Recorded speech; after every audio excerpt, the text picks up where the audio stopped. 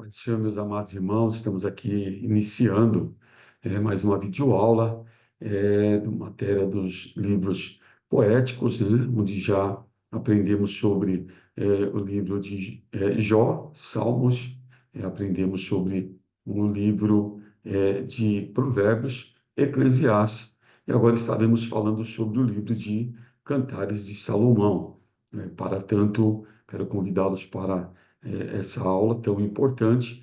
Estarei nessa oportunidade compartilhando convosco os slides, onde estaremos aqui tratando sobre este assunto que entendemos de suma importância para nós. Colocando na tela cheia, para nós podermos estarmos aqui dando início. Então, os livros poéticos, autor Richard Hoover, e do programa do EETAD, né? E já estaremos, então, dando em seguimento à aula. O esboço da nossa lição os temas que nós temos, os textos. Dentro desses textos, nós estaremos aqui falando o texto número 1 sobre o namoro, o texto número 2 sobre o casamento, o texto número 3, a vida conjugal, e o texto número 4, aplicação espiritual. Tudo isso contido sobre o livro em questão. Vamos para a introdução. Este livro foi inspirado pelo Espírito Santo, inserido nas Escrituras, para ressaltar a origem divina da alegria e a dignidade do amor humano no casamento. O livro de Gênesis revela que a sexualidade humana e casamento existiam antes da queda de Adão e Eva no pecado. Isso encontramos em Gênesis 2, 18 a 25. Quando a gente olha para isto, essa informação, nós entendemos que Deus ele fez todas as coisas, visíveis e invisíveis. No capítulo 1 de Gênesis, versículo 31, nós encontramos a informação que o próprio Deus disse que era bom o que ele tinha feito. E entre o que ele fez o homem completo. Na sua tricotomia, o homem é composto de corpo, alma e espírito. E no homem, além de estar completo, foi-lhe concedido a sexualidade, ou seja, o sexo foi constituído por Deus como algo bom e agradável aos olhos do Senhor. E veja que isso ocorre na verdade, uma dádiva de Deus para o homem. Então, nós encontramos no livro de Gênesis que, após Deus ter feito todas as coisas no sexto dia, ele tinha já feito o homem e viu que o homem estava só e disse: Eu vou lhe fazer uma adjutora, uma auxiliadora, uma companheira, para que lhe assiste. Passado um determinado momento, Deus lhe dá um sono profundo, faz ali uma obra, uma cirurgia espiritual, ou até mesmo, podemos dizer, literal, tirando uma das suas costelas, e quando Adão acorda, ele se depara com a mulher. Este diz: essa é osso dos meus ossos, essa será chamada varoa, porque do varão foi tomado. E ali, então, diz a Bíblia, em Gênesis 2:24, que deixará o varão o seu pai e sua mãe, apegar-se à sua mulher, e serão ambos uma só carne.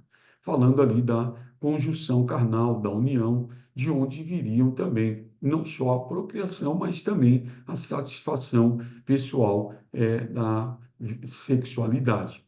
Isso tudo estava corretamente, o homem vivia isso plenamente, até que veio a queda do homem, o pecado, e com a queda do homem, o pecado, na verdade, atingiu todas as esferas da vida do homem, inclusive a área sexual. E aí, então, houve a deturpação do sexo, e é por isso que nós vemos hoje, de uma certa forma, a banalização do sexo. Então, veja, embora o pecado tenha maculado essa área importante da experiência humana, Deus quer que saibamos que a dita área da vida pode ser pura, sadia e nobre.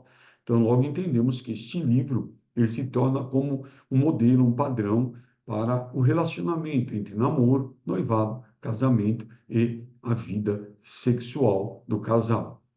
Seguindo, diz: Cantares de Salomão, portanto, oferece um modelo correto entre os dois extremos através da história. Primeiro, o abandono do amor conjugal para a adoção da perversão sexual. Então, veja aqui, com a perversão sexual, então houve aí a conjunção carnal de homossexuais ou lésbicas, né, na parte da homossexualidade, bem como a bestialidade também, o ser humano se envolvendo sexualmente com animais, bem como, para corrigir isso, bem como também, no segundo ponto, para corrigir uma abstinência sexual tida erroneamente como conceito cristão do sexo, que nega o valor positivo do amor físico e normal conjugal. Então, quando nós observamos aí cristãos há, e até igrejas, e eu até conheci uma seita onde se proibia, né, o prazer, o manjar da vida íntima entre o casal, entre aqueles que legalmente estavam casados diante de Deus e da sociedade, dizendo esses que o sexo ele só poderia ser aprovado por Deus para a procriação, fora disso seria pecado. Então isso é um conceito errôneo. Então nós vamos observar pelo livro de Cantares que ele vem para corrigir tanto a perversão sexual quanto os conceitos errôneos sobre a intimidade, o prazer, na verdade, do valor positivo do amor físico normal conjugal. O título do livro, ele tem aí, o título do livro deriva-se do primeiro verso da obra que diz Cântico dos Cânticos, que é de Salomão. Está inserido no capítulo 1, versículo 1. O termo hebraico é shir, shir, shirim. É a forma superlativa que significa o melhor dos cânticos ou o mais excelente dos cânticos. Na Septuaginta, traduzem por asma ou asmaton e a Vulgata versão latina da Bíblia por Canticum Canticorum. Em português, a maioria das Bíblias preferem o Cantares de Salomão. Então veja que o título, né, no original, nós encontramos Cântico dos Cânticos. E por que isso? Porque na Bíblia original, há cópias que ainda existem, estão ali sempre tratando do primeiro texto que se tem nos livros. Por exemplo, o livro de Gênesis está como Gênesis, uma tradução grega para nós. Todavia, quando nós olhamos para o original, no livro de Gênesis é Bereshit, e significa o quê? No princípio. E assim são os livros que são traduzidos ali, são dados os seus nomes. Então veja que aí nós temos o título do livro. Então há algumas Bíblias já na tradução da língua portuguesa que, ao invés de estar como Cantares de Salomão, está lá Cântico dos Cânticos. E está correto também, porque é uma tradução do original do que está na língua hebraica. Autoria e datação. Salomão foi escritor prolífico de 1005 cânticos. Isso está inserido em 1 Reis, capítulo 4, versículo 32. Seu nome consta no versículo inicial, que também fornece o título do livro, Cantares 1:1, e em outros 6 outros trechos do livro, capítulo 1, versículo 5, capítulo 3, versículo 7, 9, versículo 11, capítulo 8, versículo 11 e 12. Então veja que, quando nós olhamos aqui, nós temos essa evidência interna na Bíblia, que o escritor está ali inserido. Veja que nós encontramos ali Cântico dos Cânticos de Salomão. Já está ali essa evidência clara, isso chamamos de evidência interna. Bem como encontramos, na verdade, em 1 Reis, capítulo 4, versículo 32, vai nos informar que Salomão escreveu 3.000 provérbios e 1.005 cânticos. E dentre esses 1.005 cânticos, Deus selecionou inspirou este para a nossa instrução, principalmente no que se diz respeito à, na verdade, a formação do casal e o prazer da vida íntima do casal. Então, veja, o escritor também se identifica como noivo. Nós vamos encontrar dentro do contexto do livro Salomão ali como noivo. E é possível que o livro tenha sido originalmente uma série de poemas trocado entre ele e a noiva, a Sunamita. Salomão deve ter composto este livro no início do seu reinado, muito antes da sua execrável poligamia. Crê-se que o primeiro livro é escrito de Provérbios e depois é escrito Eclesiastes. Eclesiastes, nós entendemos que Salomão escreve na sua velhice, cremos que depois de arrependido, porque a Bíblia diz no capítulo de número 11 de 1 Reis, que ele teve 1.000 mulheres, sendo 700 esposas e princesa e 300 concubinas, e estas perverteram o seu coração, e por isso ele se tornou idólatra. Mas cremos que antes, no final da sua vida, ao escrever Eclesiastes, ele vai mostrar o livro do pregador, Vaidade de Vaidade, ou seja, a ilusão do homem sem Deus. E ele encerra o capítulo 12 de Eclesiastes falando de que tudo que o homem deve ter é temer a Deus. Então entendemos que Salomão escreve primeiro o livro de Cantares, Provérbios, depois é que é escrito o livro de Eclesiastes. Finalmente, há referências geográficas no livro de lugares de toda a parte de Israel, o que sugere que o livro foi composto antes da divisão do reino do norte e do reino sul. Nós sabemos que nos livros históricos há uma divisão, onde a divisão do Reino Norte, que fica em Samaria, o Reino Sul, que fica em Judá, com as duas tribos, 10 tribos ficam no Reino Norte, né?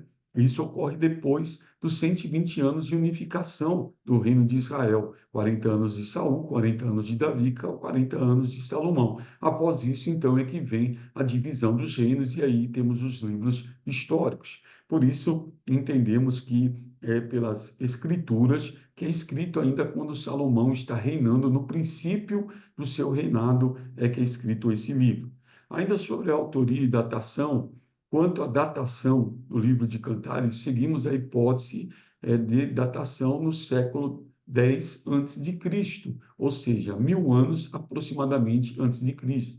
Haja visto que não há nenhum indício como atestado anteriormente de que o livro surgiu em círculos de autores posteriores a esse período. Lembrando que, de acordo com o ponto de vista escolhido para análise do livro, tanto a autoria e a datação podem variar. Contudo, seguimos a datação tradicional, que atribui a origem do livro à sua datação do reinado do rei Salomão. Salomão reinou por volta de 40 anos, entre 970 a 930, e dentro desse período é que ele escreve esse livro.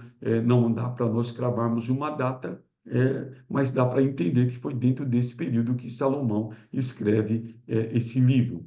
A canonicidade deste livro é um livro canônico, embora um dos fatores que eram usados para objeção da sua canonização era a natureza erótica do conteúdo da obra. Quando nós vamos ver, logo no versículo 2 do capítulo 1, nós vamos encontrar ali, beije-me com beijos da sua boca. Nós vamos perceber que é um livro que ele trata da sensualidade, ele trata, na verdade, do namoro, ele trata da intimidade, e por conta disso, nos críticos das escrituras, eles tinham, na verdade, uma certa rejeição para esse livro, para o conteúdo, porque eles tinham como que uma natureza erótica dessa obra. Porém, temos pelo menos três importantes pontos que apoiaram uma canonização de Cantares. A primeira, a ligação entre o poema e Salomão. Então, veja que se Salomão é considerado o autor do livro e assim aprovado como tal, e o envolvimento dele dentro desse poema, então logo nós encontramos aí já uma evidência interna de que o livro ele é, na verdade, um livro inspirado. Segundo, pelas interpretações alegóricas, rabínicas e cristãs que ajudaram a mitigar o tom sensual. Esse livro, nós vamos dizer daqui a pouco, que ele, na sua interpretação, há uma interpretação literal realmente de um relacionamento entre o marido e a esposa, um homem, uma mulher, tá? Mas ele também tem a interpretação alegórica e tipológica. E na alegoria, os rabinos, bem como os cristãos, entenderam que existe uma linguagem que se refere a Deus e ao seu povo, a Cristo e à igreja. E isso ajudou a mitigar o tom sensual, fez com que eles pudessem serem convencidos pelo Espírito Santo de que era um livro realmente sacro e inspirado. Então, veja que isso é importante. E talvez pela conscientização dos judeus de que eles celebravam os mistérios do amor humano na festa do casamento. Então, veja que desde a queda com a deturpação do relacionamento, do casamento, ao ponto de que Israel, ao receber as leis, ele, na verdade, veio para corrigir o seu comportamento. Porém, esse livro é um livro que trata com clareza sobre como deve ser o relacionamento entre o homem e a mulher, entre o marido e a mulher. Amém? Ainda sobre a canonicidade, liturgicamente, Cantares de Salomão veio a ser um dos 5 rolos da terceira parte da Bíblia hebraica, os agigrafia, ou seja, os escritos sagrados. Nós temos na Bíblia hebraica a divisão em 3 partes: a Torá, os profetas e os escritos sagrados. E essa parte onde se encontra Cantares está nos escritos sagrados. Cada um desses rolos eram lidos publicamente em uma das festas anuais dos judeus. Os judeus tinham algumas festas que marcavam as suas vidas, e entre elas eles tinham a festa da Páscoa, na qual era lido o livro de Cantares, mostrando a veracidade da canonicidade do livro de Cantares de Salomão. Então, logo, nós observamos que essa objeção ela cai por terra diante dessas evidências, tanto interna quanto as evidências externas. Acerca das interpretações deste livro, devido à natureza do livro, algumas interpretações tomaram lugar na história da leitura e interpretação do livro de Cantares. Então, nós temos a interpretação alegórica, tipológica e literal. Então, nós vamos falar um pouco sobre essas 3 interpretações que cabem para o livro e são assim que se interpretam o livro de Cantares de Salomão. A interpretação ainda acerca os Cantares de Salomão é uma das histórias é uma história de amor que glorifica o amor puro e natural, focaliza a simplicidade e a santidade do matrimônio. Então, literalmente está tratando e glorifica o amor puro e natural e vai focalizar a simplicidade e a santidade do matrimônio. Isso no sentido literal da relação de Salomão com a sunamita. Sugere-se o seguinte tema: o amor do Senhor para com o seu povo é tipificado pelo amor da esposa e do esposo. Então, essa relação literal entre o esposo e a esposa, o marido e a mulher, ele vai tipificar o amor de Deus pelo seu povo, num primeiro momento na etnia ali para com os judeus e depois, de uma certa forma, de uma forma geral, para a igreja. No Velho Testamento, o povo de Deus, como etnia, eram os judeus, era Israel. No Novo Testamento, agora, não há uma etnia, há um povo. E qual é o povo? É a igreja. E a igreja é composta do quê? De todas as etnias, tanto dos judeus quanto dos gentios, daqueles que recebem a Cristo e se tornam, assim, filhos de Deus. Então, esse tema, ele vai sugerir o amor de Deus para com o seu povo, que é tipificado pelo amor da esposa para com o esposo e assim mutuamente. Cantares de Salomão prenuncia um tema do Novo Testamento revelado ao escritor aos Hebreus. Venerado seja entre todos o matrimônio e o leito sem mácula. Hebreus 13:4. O cristão pode e deve desfrutar do amor conjugal. Então veja como é importante esse livro. Ele é importante para, na verdade, fazermos entender que o casamento, além de servir em primeiro fator para a procriação, ele também é para a satisfação. Então, o cristão pode e deve desfrutar do amor conjugal. Isso é muito importante, principalmente nos dias que estamos vivendo. Amém? Continuando ainda, muitos intérpretes do passado abordam este livro primordialmente como uma alegoria profética do amor entre Deus e Israel, ou entre Cristo e a igreja, sua noiva. O Novo Testamento não se refere a Cantares de Salomão sobre este aspecto, nem faz referência a este livro. Por outro lado, vários trechos básicos do Novo Testamento descrevem o amor de Cristo à igreja sobre a figura do relacionamento marital. Então, veja que quando nós olhamos existem muitas pessoas que interpretam só o livro pela parte alegórica, e nós entendemos que não é o correto. Existe o lado literal, que vai falar do amor puro, santo, do amor nobre entre o marido e a mulher, mas que também traz uma linguagem para nós alegórica, se referindo a Deus da Israel ou entre Cristo e a igreja. Então vejamos que, quando nós olhamos por isso, vai sempre descrever o amor de Cristo marital. Então nós vamos encontrar, quando Paulo escreve em 2 Coríntios capítulo 11, versículo 2, ele diz: eu estou vos preparando como uma virgem a um noivo, a saber, a Cristo. Então, noiva, noivo, mulher, marido, ou seja, está se referindo a Cristo como o marido e a igreja como a noiva. E tantos outros textos, Efésios capítulo 5, do versículo 22 ao versículo 25, falando da sujeição da mulher para o marido, assim como a igreja é sujeita a Cristo, e do amor do marido para a mulher, assim como Cristo amou a igreja e se entregou por ela, assim deve ser o amor do marido, uma alusão. E Apocalipse 19, versículo 7 ao 9, capítulo 21, versículo 1, 2 e 9, mostrando essa parte aí do noivo com a noiva. Daí pode-se considerar Cantares de Salomão uma ilustração da qualidade do amor existente entre Cristo e a sua noiva, a igreja. Um amor indiviso, devotado e estreitamente pessoal, ao qual nenhum estranho tem acesso. Então, a igreja, ela é noiva de Cristo. A igreja, ela é, na verdade, a mulher de Cristo. E ele não a divide, ele é devotado a ela, é um relacionamento estritamente pessoal e nenhum estranho tem acesso a esse relacionamento, senão o noivo e a noiva. Então veja que ele é um livro que tem uma interpretação no sentido literal, mas também tipológico e também alegórico. Então por isso é importante entender essa parte.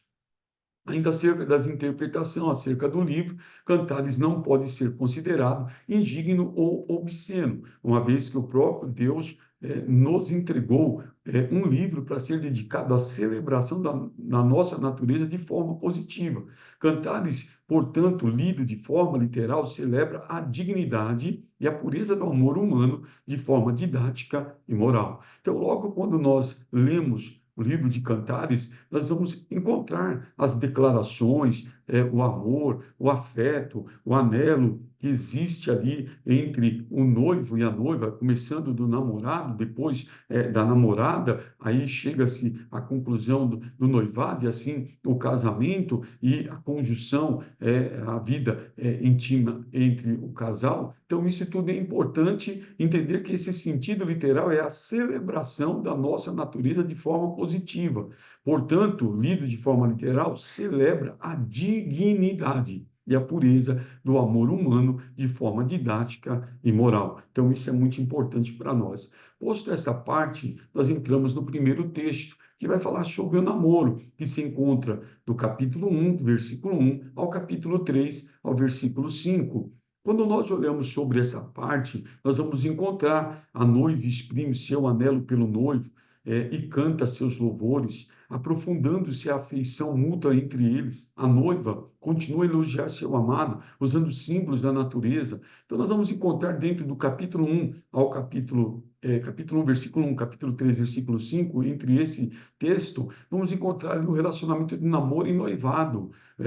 Quando existe ali o encontro entre eles, quando eles começam a se enamorar. Aí fica a pergunta: é pecado o crente, o cristão, namorar? De forma alguma. O namoro é uma fase de conhecimento, onde essas pessoas, por uma afinidade de aparência, por uma gentileza, por um aspecto físico, vão se aproximar. E aí agora precisa se conhecer para ver se aquela beleza, se aquele cortejamento, ele tem conteúdo. E como que se descobre isso? Se conhecendo mentalmente, conhecendo os propósitos, conhecendo, na verdade, o que está dentro do coração de ambos aqueles que são parte desse namoro. Veja que é interessante nós observarmos isso. O namoro, ele é algo que é importante, mas ele pode ser negativo. E quando o namoro pode ser negativo? Primeiro, quando ele não tem propósito.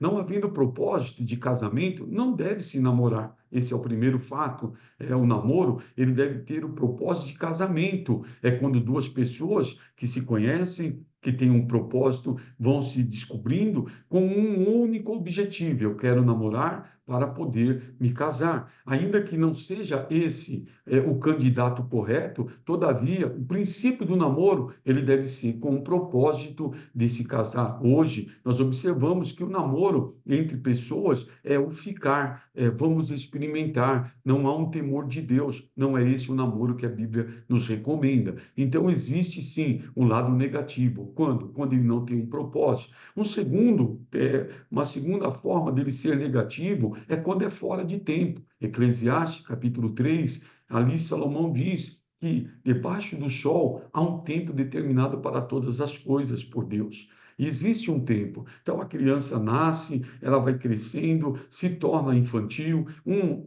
pré-adolescente, adolescente, um pré-jovem, é onde ele começa a ter, na verdade, aflorado esses sentimentos e é a coisa mais natural. Mas seria correto um adolescente, 14, 15, 16 anos, namorar, biblicamente falando, o que ele pode promover para o pai da noiva, da namorada? Como que ele pode assumir uma responsabilidade? Então veja que existe um tempo determinado para se iniciar o namoro, para se pensar em casar, um tempo de maturidade. É interessante, a própria Bíblia se explica. Deus, quando fez Adão e depois de tudo pronto, vendo que ele estava só, o próprio Deus disse: não é bom que Adão esteja só. Num determinado momento, Deus preparou para Adão ali a sua companheira. E veja que Deus ali lhe dá um sono profundo e Adão está dormindo e Deus está trabalhando. Quando ele acorda do sono, ele se depara com uma mulher mais linda, mais formosa, feita sem pecado, e aí agora ele declara: essa é osso dos meus ossos,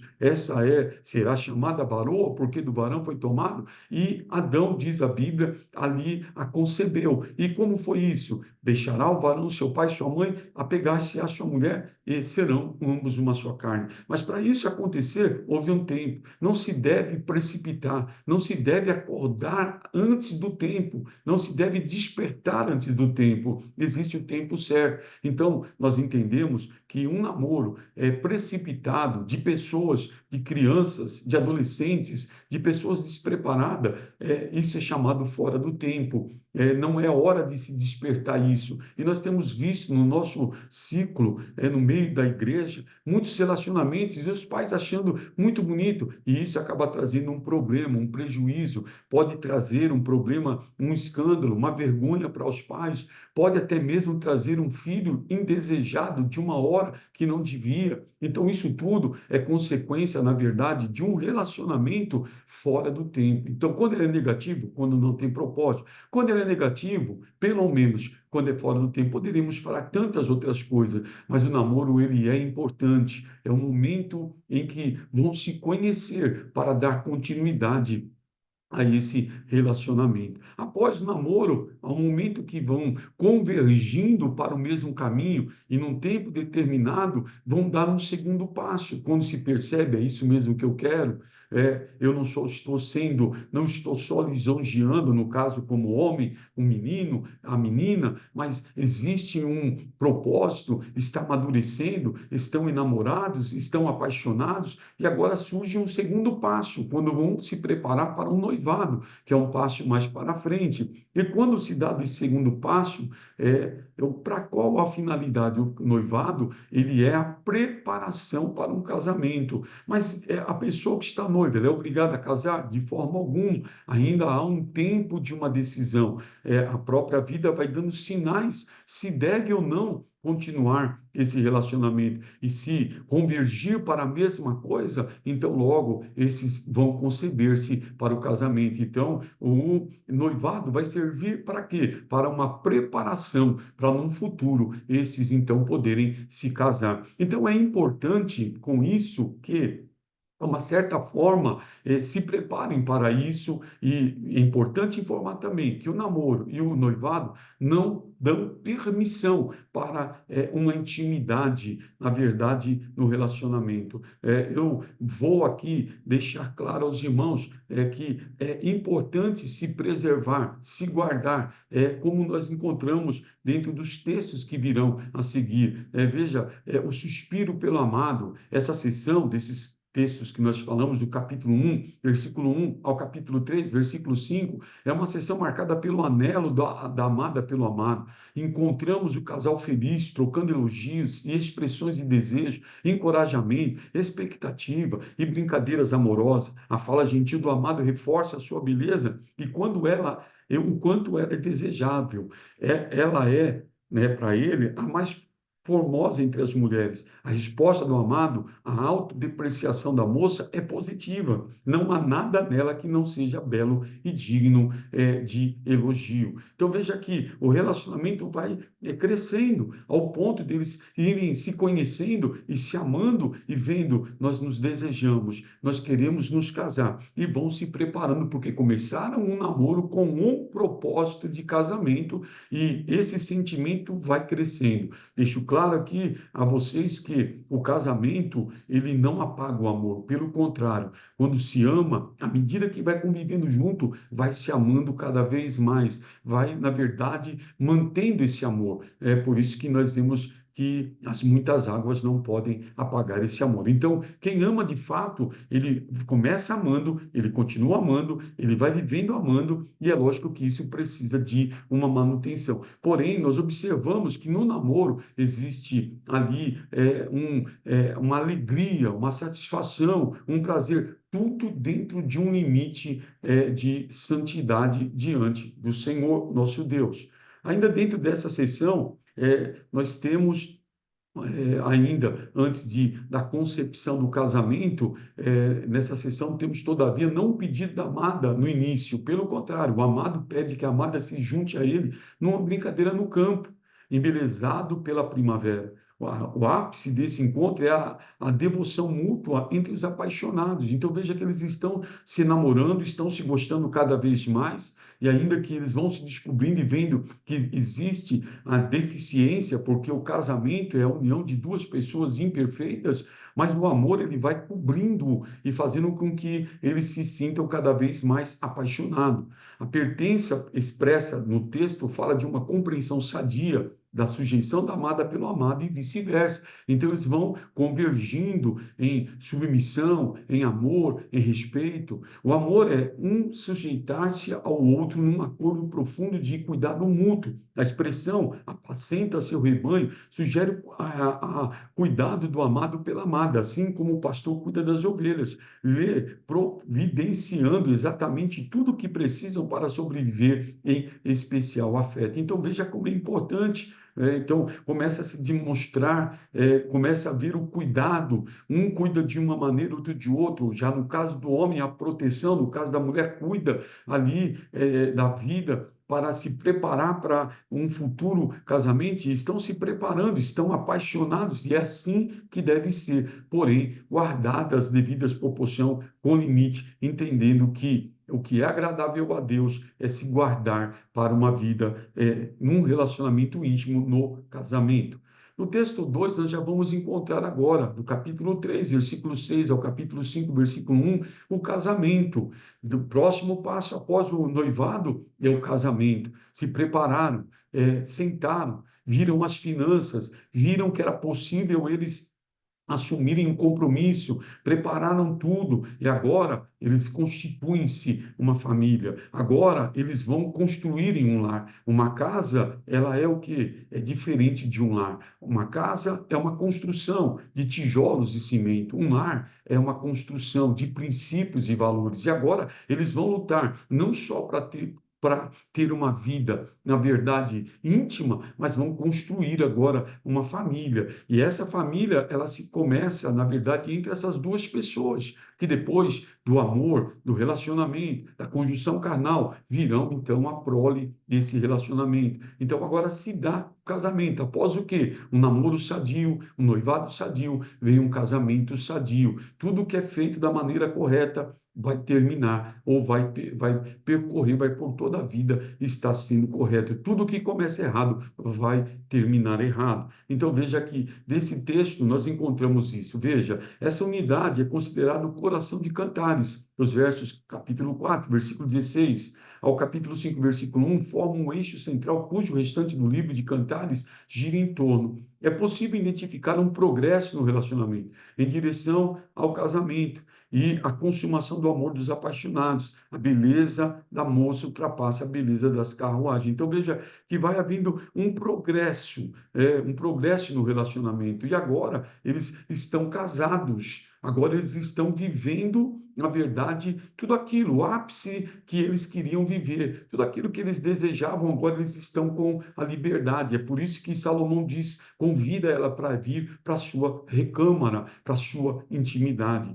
O poema termina com os amigos e convidados do casal regozijando-se com os apaixonados e encorajando-os a beber até a última gota de todo o êxtase e gozo que encontrarão nos braços um do outro. Então veja da importância agora, estão casados, estão unidos, agora eles estão dentro do matrimônio, podendo viver intensamente tudo aquilo que eles não podiam e não deviam fazer no namoro e noivado, que estavam se guardando, agora eles devem viver intensamente, ou seja, o casamento é a sua consumação, é o ápice da união entre um homem e uma mulher. No texto de número 3, nós vamos ver sobre a vida conjugal, do capítulo 5, versículo 2, ao capítulo 8, versículo 14. Veja que é um livro curto, de 8 capítulos, mas com um enredo maravilhoso, que ele vai tratar tanto no literal sobre o relacionamento de um marido e mulher na pureza, na nobreza, mas também tratar da relação entre Deus e o seu povo, entre Cristo e a igreja. O noivo ausência-se por algum tempo, durante a qual a noiva anela pela volta do noivo e continua a elogiá-lo. Ele sai para trabalhar, ele sai para uma viagem e a noiva está ali aguardando, ansiosa, desejosa de viver intensamente a vida conjugal. Volto a dizer, tudo aquilo que eles não podiam viver, agora podem, e agora eles devem desfrutar, devem viver intensamente essa parte. Uma série de passagens descritivas sobre a beleza física da noiva, do capítulo 6, versículo 10 ao capítulo 8, versículo 4. Conclusão que aborda a permanência do verdadeiro amor. Se não vejamos, essa sessão é longa, pois marca o desenvolvimento do relacionamento que se estabelece nos capítulos anteriores. Mais uma vez, temos uma sequência de pedido, uma busca, um encontro no relacionamento dos apaixonados. Um relacionamento saudável expressa de forma talento latente e o amor mútuo. Deve servir de exemplo para os outros, em especial para os filhos que se espelham no casamento dos pais. O moço que vê seu pai tratando sua mãe como rainha, o fará com sua esposa e vice-versa. Então, veja a importância, na verdade, desse relacionamento. Então, essa sessão que nós estamos tratando vai tratar do amor da esposa, a promessa da fidelidade e o amor eterno. Então, veja que isso tudo está envolvendo agora a intimidade do casal, a vida entre ambos buscando viver ali intensamente esse amor, não é? E vivendo de certa forma de que isso se demonstre nos aspectos externos. Então, lógico que a intimidade está ali na privacidade do casal, mas o filho está observando, a filha está observando o relacionamento ali fora, junto entre eles, e se ele percebe que o pai trata com lisura, com amor a mãe trata com respeito o pai, com submissão, certamente se tornará um modelo e ele fará disso, né, na sua vida, tratará da mesma maneira. Se for o menino, a esposa, se for a menina, o esposo, e assim terão como uma referência os pais para um futuro relacionamento. É isso que nós devemos ser para os nossos filhos, um modelo, uma referência, para que eles possam olhar para nós e dizer: eu quero alguém igual ou melhor do que meu pai, eu quero alguém melhor ou igual ou melhor do que a minha mãe. Então, nós temos uma referência como os pais, como deixando um legado para os nossos filhos. Ainda, da mesma forma que o livro começa, ele termina. O elogio mútuo dá lugar à promessa de fidelidade mesmo diante das adversidades. Então veja que esse elogio agora não é só em palavras. A mulher gosta daquilo que ela ouve, o homem gosta daquilo que ele vê. Quando fala de elogio mútuo, não são só palavras. É necessário, nesse relacionamento, veja que Paulo, quando ele recebe algumas perguntas acerca do casamento, no capítulo 7 da sua primeira epístola aos Coríntios, ele vai responder perguntas acerca do casamento. Ali está tratando tudo sobre marido, mulher, o comportamento, como deve ser, né?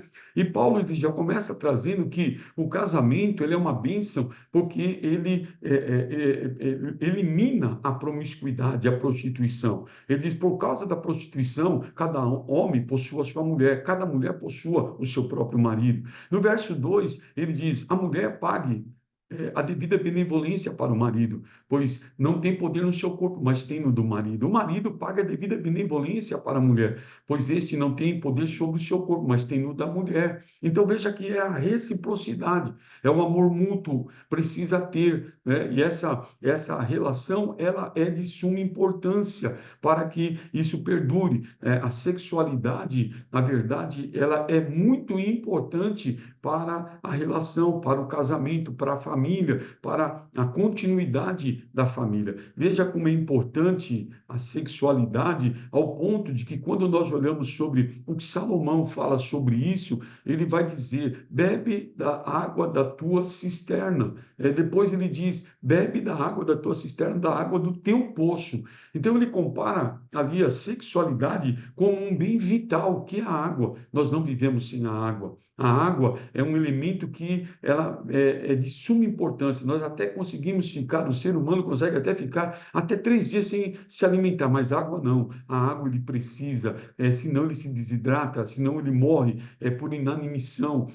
E ele compara aqui o sexo, ele é tão importante quanto a água. E aí ele diz para se desdentar. Então veja que a sexualidade ou o sexo, ele é muito importante para o relacionamento. Por isso, dessa reciprocidade tem que ser mútuo, tem que haver essa devida benevolência deve ser paga. Veja que é tão importante que Salomão, no capítulo 27, versículo 7 do seu livro de Provérbios, ele vai dizer que a alma farta, ela pisa favo de mel, mas a alma sedenta, até o amargo é doce. Então, veja, quando a pessoa está satisfeita em todos os aspectos da sua vida, a sua alma está satisfeita, ela está plenamente em gozo com Cristo, ela está bem, inclusive na área sexual, vai tudo bem. Os maiores problemas de crise, de relacionamento, de família, e envolvendo até mesmo o adultério, é quando o casal está em crise sexual. Então veja que Salomão está orientando que quando nós nos saciamos, quando há o prazer satisfeito, o que acaba acontecendo? A alma se torna farta, então ela vai pisar favo de mel. Veja, se alguém me convida para uma festa, vai ter um banquete, mas eu saio de casa já satisfeito, eu já jantei, eu já almocei, eu já estou satisfeito, pode ser o alimento que for, eu já estou satisfeito, eu vou agradecer, ainda que eu goste do alimento, mas eu estou satisfeito. Assim é quando há uma satisfação, quando o homem está, a mulher está, ambos estão satisfeitos, ele vai, na verdade, desprezar, se tornará mais fácil para ele desprezar o pecado. O pecado bate a porta de qualquer um, de todos os cristãos, e por conta disso é importante eu estar satisfeito. Então, a sexualidade ela é tão importante por conta disso, porque ela vai nos ajudar. Agora, veja, Paulo, quando ele fala ainda sobre isso no capítulo 7 da primeira carta, em versículo 5, ele até diz que o marido e a mulher não devem se apartar, senão por consentimento mútuo para um instante da oração e depois voltar a se unir, para que não sejam tentados pela própria vossa incontinência e o diabo assim conseguir ter êxito. Então veja que muitos problemas têm acontecido em relacionamentos, em casais, famílias destruídas pelo adultério por conta, na verdade, de não haver a sacialidade no quesito da sexualidade. É muito importante. O homem quando está satisfeito, a mulher quando está satisfeita, quando se paga a devida reciprocidade. O meu prazer é ver a minha companheira ter prazer, e o prazer dela é ver eu ter o prazer, e assim satisfeito, nós conseguiremos vencer as artimanhas e as armadilhas do diabo. Então, por esse motivo, é importante a reciprocidade no relacionamento. Ainda, o que sustenta o relacionamento conjugal é o amor. Diante das piores dificuldades, da união conjugal, nada pode abalar a união dos apaixonados, se eles estabelecerem sua união na rocha que é o amor. O livro de Cantares é um convite ao pleno desfrute do amor, da relação conjugal, tanto em seu aspecto físico como psíquico e espiritual. A mensagem teológica de Cantares, encontramos no livro de Cantares de Salomão, é a celebração da natureza humana, homem e mulher, criados à imagem de Deus para gozarem de um relacionamento profundo e recíproco. Cantares, assim, se classifica como um poema de amor por excelência, cujo convite de Deus é uma vida dedicada ao amado como um padrão divino para a união dos mesmos. Então, encontramos nesse livro um convite de Deus para que os amados, eles, na verdade, tenham uma vida dedicada num padrão divino para a união dos mesmos, terem o prazer, viverem a satisfação, terem o prazer de uma vida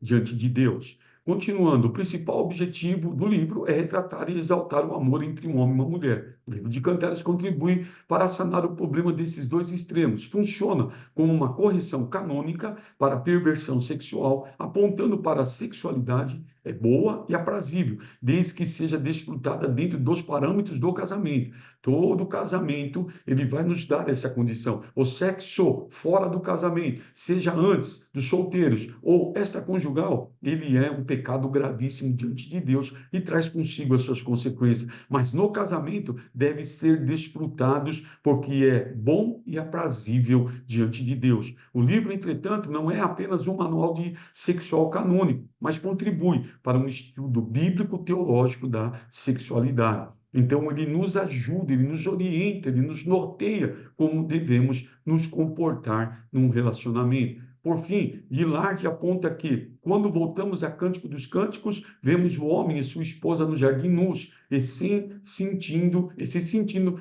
qualquer coisa, menos vergonha. Como Trible propõe, são dois teólogos. Cântico dos Cânticos redime uma história de amor deturpada. O livro descreve a restauração do amor humano, suas felicidades pré-queda. Vejam, quando nós falamos de regeneração, nós podemos dizer que ser cristão é ser, na verdade, reformado. E o que é ser reformado? Todo cristão deveria andar com uma plaquinha dizendo: estou em reforma. E o que é reforma? É tornar ao estado original. O que significa na parte sexual? O livro de Cantares, ele vai descrever a restauração do amor humano às suas felicidades pré-queda, antes na verdade, do pecado ter, na verdade, deturpado essa parte da vida do ser humano. Agora, em Cantares, nós encontramos um convite para ter as felicidades do relacionamento antes do pecado. Então, a restauração está aí também. Por fim, a aplicação espiritual. O texto 4 diz: espiritualmente, o livro de Cantares prefigura a profunda comunhão que há entre Cristo e a igreja, pois todos nós andávamos errantes e longe de Deus. Mas quando ouvimos a voz e o convite do amante das nossas almas, entregamos-nos a Ele, e o infinito amor do Pai, do Filho e do Espírito Santo tornou isso possível. Então veja que aqui agora numa aplicação espiritual. Vejamos a aplicação espiritual de Cantares à vida com Cristo. Primeiro, o namoro. O que é o namoro numa aplicação espiritual? É a apresentação a Cristo. Então, Cristo ele sai ao encontro como o noivo. Veja que isso nós chamamos de graça preveniente. Não fomos nós que namoramos com Cristo, não fomos nós que o desejamos, foi Ele que veio ao nosso encontro, foi Ele que nos falou, foi Ele que nos falou pelo seu Espírito, foi Ele que tocou em nós, Ele que disse que nos nos amava, ele que disse que nós, na verdade, éramos importantes para ele, ele nos convenceu pela palavra, e agora, uma vez que ele vem ao nosso encontro, nós respondemos positivamente pelo nosso livre-arbítrio e recebemos a graça, né? Recebemos a Cristo, e aí então, esse namoro noivado se deu uma união, que se chama o casamento, agora nós estamos em Cristo, agora nos unimos a Ele, e estando em Cristo, nós somos uma nova criatura, estando em Cristo, nós somos salvos, estando em Cristo, não somos mais inimigos de Deus, estando em Cristo, temos acesso, na verdade, às bênçãos de Deus, né? Passamos agora a ter a salvação,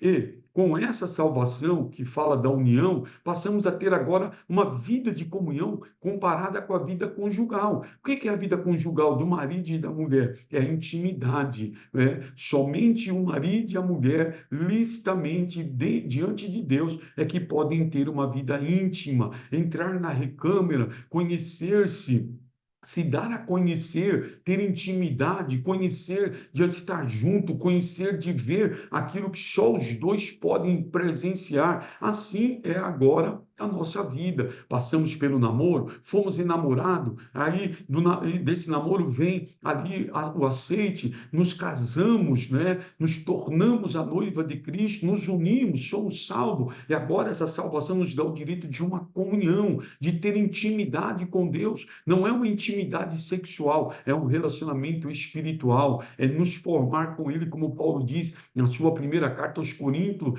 falando que quando nós nos unimos com Deus, nos tornamos um só espírito com Ele, e agora nos tornamos, temos com Ele intimidade. Então, a aplicação espiritual, namoro, é quando Cristo se revela para nós, dizendo, nos chamando, nos falando, nos convencendo, e aí nós aceitamos, nos unimos com Ele, e essa união nos dá o direito a ter um relacionamento, uma comunhão íntima com o Todo-Poderoso. Então, que isso sirva para a minha vida e a tua vida. Quero deixar aqui o meu agradecimento de poder participar dessa aula tão importante, que esse assunto possa ficar cravado no meu e no teu coração, e nós possamos, de uma certa forma, tirar proveito dessa matéria. Ela é muito importante para mim, ela é muito importante para você, nós podemos tirar proveito, né, e utilizar isso na nossa vida. Eu não sou só o marido da Celeste, eu sou o namorado dela. Há 29 anos nós namoramos, há 28 anos somos casados, mas eu continuo sendo o namorado dela. E precisamos de uma vida renovada, né? Alguém me perguntou, quando eu ministrava essa aula presencialmente, pastor, mas o amor pode acabar?